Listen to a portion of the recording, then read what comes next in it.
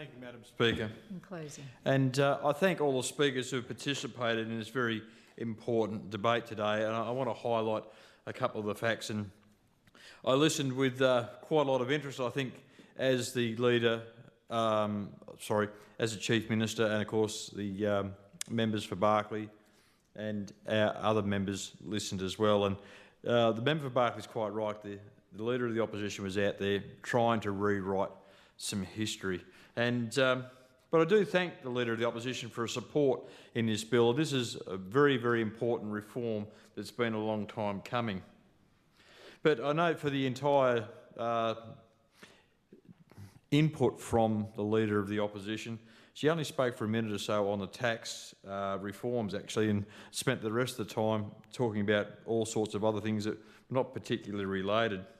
But what I want to do touch on is the way that the Leader of the Opposition was gaslighting the people of the northern suburbs on the undergrounding of the power. Labor brought this promise in from one of their members leading into the election, and they only allocated $60 million to this.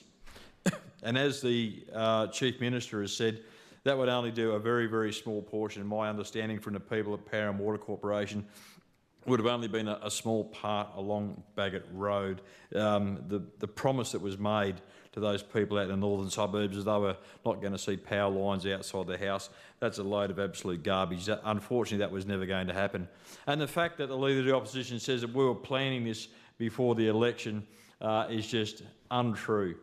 Funnily enough, it was the Power and Water Corporation who come to me well after the election, and once we were in government and I was the minister responsible for Power and Water Corporation, who brought this to my attention and said that the money that's there to do this is not enough and is not a viable project, and that's when the decision was made to stop it. And it's unfortunate, and I'll say that to the people of the northern suburbs, but to do this properly we need a lot of money, and it's money certainly that we don't have. And Madam Speaker, for the Leader of the Opposition, with this legislation there are only winners. We're cutting red tape for small business and encouraging employers to skill up Territorians by creating jobs for trainees and apprentices. And the foregone revenue from these reforms is $17 million over 25-26. However, any foregone revenue is a small cost to pay for the support and growth of our local businesses. And the Chief Minister touched on this as well during her contribution. And we know that support and growth for small and medium business will help grow our economy. Now, the member for Johnson, in her contribution, asked where we were going to recoup the revenue. Well, I think, as I've said, there are only winners in this legislation. We may lose $17 million in revenue, but we'll see increased productivity, increased business growth, and of course increased revenue from other royalties through different parts of our economy that will well and truly offset the $17 million that we're going to forego in revenue per annum. And I thank the member for Port Darwin, because the member for Port Darwin certainly understands small business, and she spoke at length of how this will benefit small and medium businesses right across the territory.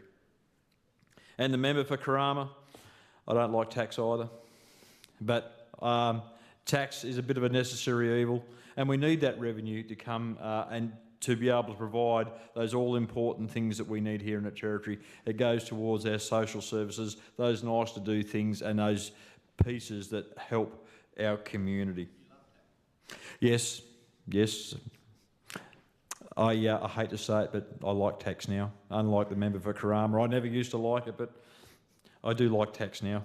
But as I said, tax is an all-important part of our revenue stream for the Territory in all seriousness, and we need that revenue stream. But by foregoing this $17 million, we will recoup that money in spades through the growth of our small and medium businesses. And I thank the member for Barkly.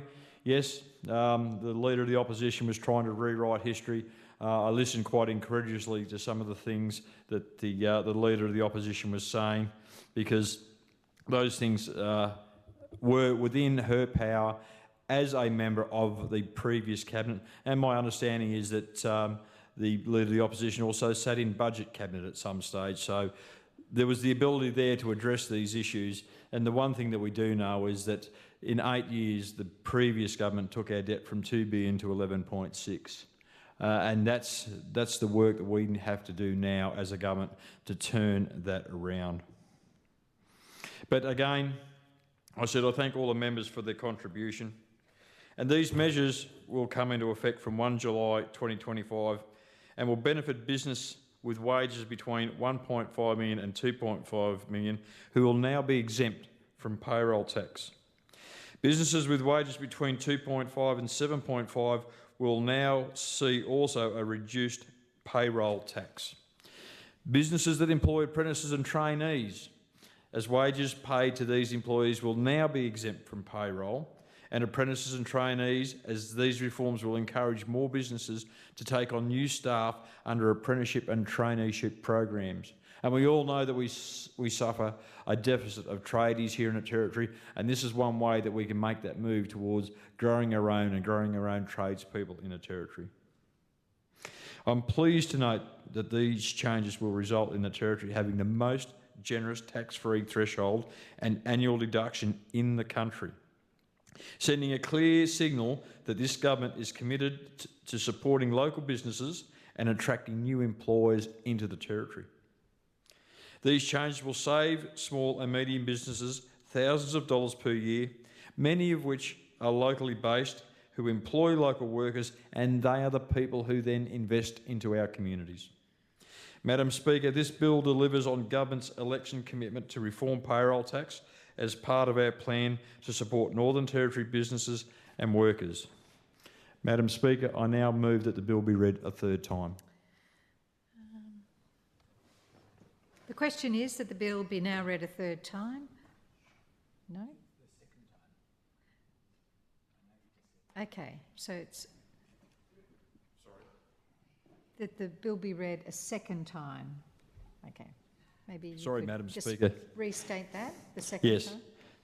time. Sorry. Yeah, Okay. Madam Speaker, the bill is now read a second time. That's you. Thank you. The question is that the bill be now read a second time. Those of that opinion say aye. To the contrary, no. I think the ayes have it. The clerk. To amend the Payroll Tax 2009.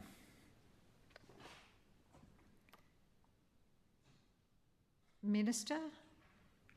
Thank you, Madam Speaker. Madam Speaker, I seek leave to move the third reading. Is leave granted? Aye. If there be no objections, leave is granted.